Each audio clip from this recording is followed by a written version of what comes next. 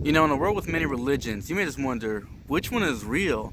I mean, all the religions in the world, Judaism, Buddhism, Hinduism, Christianity, Islamic, all these religions, which one is real? Which one is fake? Which one has the true God? Is there a God at all? Which one leads to heaven and a good afterlife? Which one leads to a joyful, everlasting life? Which one? And you may just really wonder which one is real. There's just so many of them. So many different stories, so many different deities.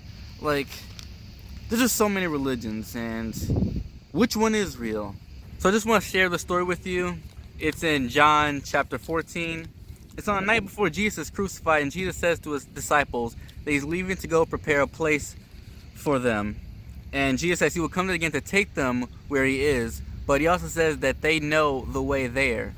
And Thomas asks a question that pretty much all the disciples are probably wondering, maybe even you are wondering. Jesus, we love you and all, but we have no idea what you're talking about. We don't know where you're going. So how are we supposed to know the way there? And then Jesus says, I am the way, the truth, and the life. No one comes to the Father except through me. What does Jesus mean he is the way, the truth, and the life? So, and let me explain for you. Let's start off with the way. Jesus saying he is the way. Jesus basically means he's the only way to where he's going. He's the only way to heaven, the only way to the Father, as he said later on in the verse, and the only way to salvation. No other thing can lead us to heaven. Not our works, our efforts, our possessions, our wealth, none of that. Not the Islamic Allah, nor Shiva, Buddha, Ganesh, nor any other god, nor yourself, nor your traditions can save you and take you to heaven. Only Jesus is the way. None of those gods, none of those things you can do, nothing else. Jesus is the only way. That's what he means by the way. So what about the truth? What does Jesus mean he is the truth? Well, Jesus is the source of all truth.